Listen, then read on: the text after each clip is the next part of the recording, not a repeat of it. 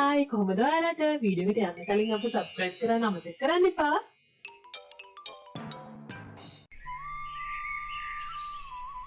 ඈත අතීතයේ මේ සුන්දර ගන්තර ගම්මානයේ සිරිපාල නම් වූ අවංක මිනිසෙක් ජීවත් වුණා. ඔහුගේ ලෝකය වුණේ ඔහුගේ ආදරණීය බිරිඳ සෝමා සහ ඔවුන්ගේ එකම දියණිය අතහැවරදි බින්දු විතරයි. ඔවුන් ජීවත් වුණේ මේ පුංචි පැල්පතේ. වස්තුව නැතත් ඒ පැල්පතේ බිත්ති 4 ඇතුලේ ලොකු ආදරයක් ලොකු බැඳීමක් තිබුණා. ඒත් ඔවුන්ගේ හිස් බඩට ආදරය විතරක් මදි වුණා. අම්මේ අදත් බත් විතරද බඩ පොළොව නටනවා වගේ දැනෙනවා. මගේ රත්තරන් දුවේ අද තාත්තා කුලී වැඩක් හොයාගෙන ආවම රැට පරිප්පුවක් එක්ක කමු. එතකල් මේ බත් ටික කන්නකෝ. මම ගග පැත්තට ගිහින් එන්නම් සෝමා. මාළුවෙක් දෙන්නෙක්වත් අහෝනත් බින්දුදුවට මාළු හොද්දක් හදලා දෙන්න පුළුවන්. පරිස්සමින් ගිහින් එන්න. මම බත් ටික බෙදලා තියන්නම්. ඒත් ගඟට යන්න කලින් සිරිපාලට යන්න තව තැනක් තිබුණා. ඒ ගුණපාල මුදලාලිගේ කඩේ. ගෙදර හාල් ඇටයක්වත් තිබුණේ නැහැ. කඩේ බඩු වලින් පිරී තිබුණත් ඒ එකම දෙයක්වත් ගන්න සිරිපාල අතේ සල්ලි තිබුණේ නැහැ.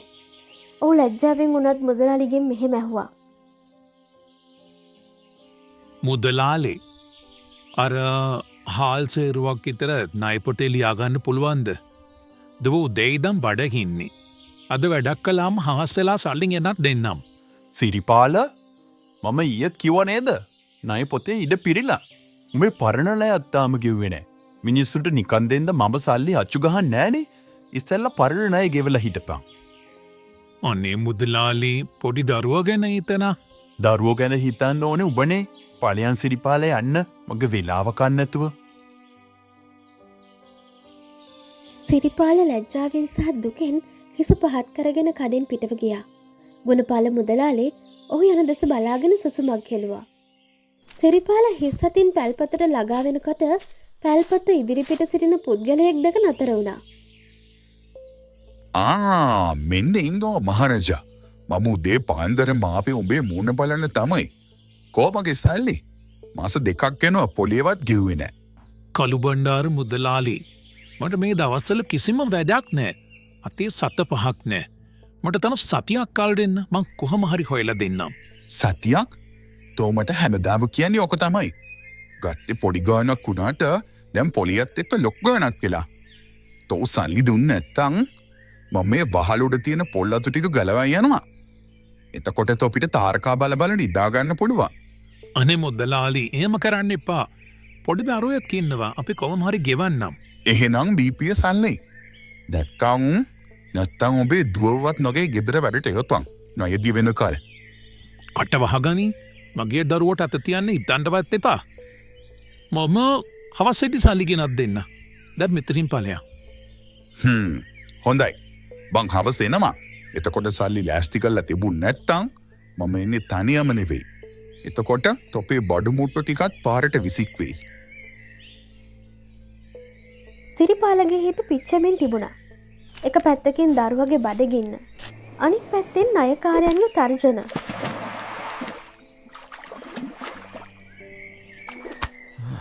දෙයනේ මේ මොකද්ද මේ ගෙවන කරුම ජීවිතය? ඔහුට තම ජීවිතයම එපා වී තිබුණා. ඒත් දෛවයට වෙනත් සැලසුමක් තිබුණා. හරියටම ඔහු බලාපොරොත්තු අතෑරිය මොහොතේ ගඟ අසල දිලිසෙන යමක් ඔහුගේ ඇස ගැටුණා. ඒක සාමාන්‍ය ගලක් වගේ නෙවෙයි.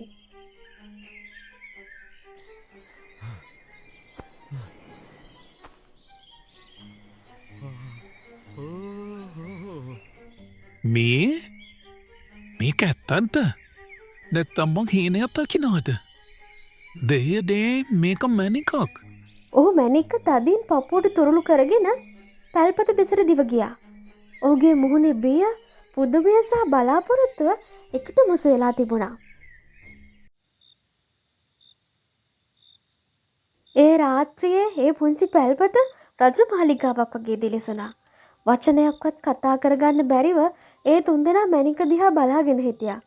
ඒක ඔවුන්ගේ ජීවිතය වෙනස් කරන්න ආපු වාසනාව බව එයාලට තේරුණා. අනේ සිරිපාල මේක මේකෙන් අපේ දුක් ඉවර වෙයි නේද? අපිට වැස්සට තෙමෙන්න නැති, බීත්ති ඉරි තලපු නැති හොඳ ගයක් හදාගන්න පුළුවන් වෙයි නේද?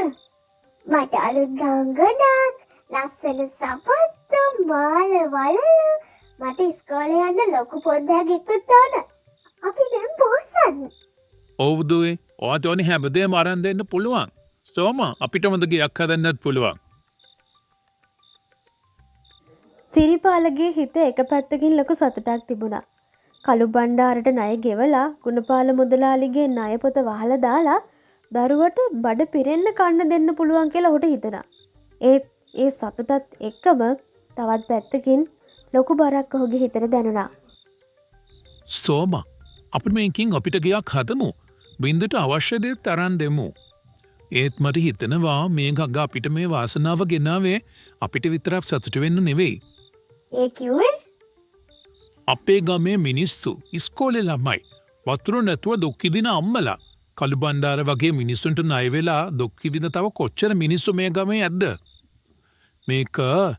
මේක අපේ ගමට මාපු වාසනාවක්. අපි මේකෙන් කොටසක් ගම වෙනුවෙනුත් යොදවන්න ඕනි. ඔයා මොන දේ තීරණය කළත් මම ඔයා එක්ක ඉන්නවා.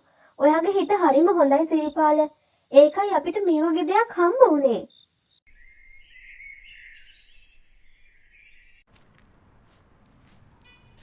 පහුවදා පාන්දරින්ම සිරිපාල මැණික පරිස්සමින් සගවාගෙන නගරයට ගියා.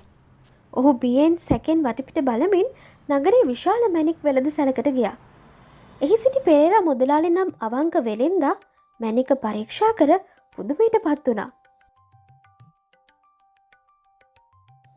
සිරිපාලට ඔහුගේ ජීවිත කාලෙදිවත් දැක නැති තරම් විශාල මුදලක් ලැබුණා.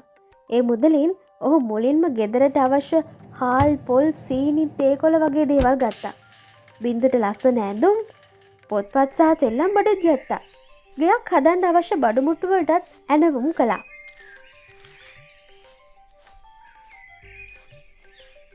මුදලාලි අර ණය පොත පොඩ්ඩක් ගන්නු මගේ පරණ ණය ඔක්කොම කීයද කියලා බලන්න.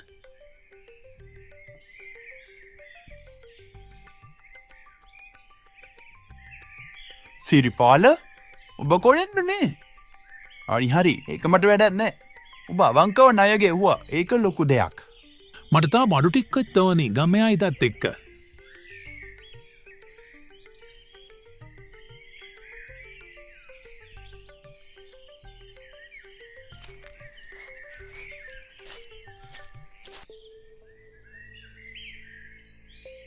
සිරිපාල උඹ කොහෙන් හරි සල්ලි හොයාගෙන වගේ. හොඳයි කෝ දීපම්මගේ සල්ලි පොලියත් එක්ක දැන් රුපියල් 10,000ක් විතර වෙනවා. කළු බණ්ඩාර මම බෙන් ගත්තේ රුපියල් 1000යි. ඒකට මාස දෙකක පොලියත් එක්ක මම රුපියල් 2000ක් දෙන්නම් වෙන්න සල්ලි. මොකක්? රුපියල් 2000ක්? මම කියන ගාන දීපන් නැත්තම් මොකද කරන්නේ? මගේ වහලි උළු ගලවනවද? කළු බණ්ඩාර මම දැන් උඹට බය නෑ. මම දෙන ගාන අරගෙන ආයෙමත්නේ පැල්පත පැත්ත පලාතේ ආවොත් මම උඹ ගැන පොලිසියට කියනවා. ගමේ මිනිසුන්ට කරපු අසාධාරණකම් ඔක්කොම මං එළිදරව් කරනවා. තෝ අද පොහුසත් උනාට මතක තියාගනින් මම බලාගෙන ඉන්නේ. සිරිපාල තම ධනය රහසක් කරගත්තේ නෑ. ඔහු මුළු ගමම පන්සලට එකතු කළා. ඊට පස්සේ ඔහු මෙහෙම කිව්වා. පින්ගොත් ලොකු හාමුදුරුවනේ මගේ ගම්වැසියනේ. මට කඟෙන් ලොකු ආසනාවක් ලැබුණා. ඒ වාසනාවෙන් මගේ පවුලේ දුක නිවුණා. ඒත් මං හිතුවා මේ වාසනාව මගේ විතරක් නෙමෙයි මේ අපේ ගමේ හැමෝගෙමයි කියලා. ඒ නිසා මම ඒ මුදලින් කොටසක් අපේ ගම වෙනුවෙන් යොදවන්න තීරණය කළා. සාදු. සිරිපාල ඔයා කරන්න හරිම උතුම් ක්‍රියාවක්.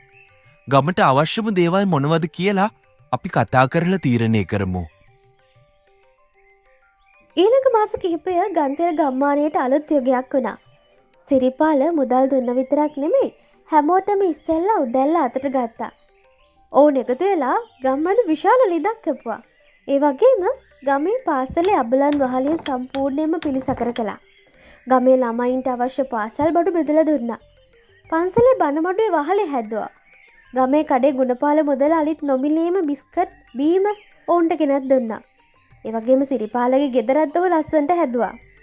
ගඟගෙනා වාසනාව එක පවුලක් විතරක් නෙමෙයි මුළු ගමක්ම බොහොසත් කළා. සල්ලි වලින් නෙමෙයි සතුටින් සැනසීමෙන් නිරෝගීකමින් සහ එකමුතුකමින්. සිරිපාල ගමේ ප්‍රධානියා වුණේ නෑ. ඒත් ඔහු ගමේ වීරයා වුණා. ගමේ අය එකතු වෙලා පන්සලේ විශාල දානයක් දුන්නා.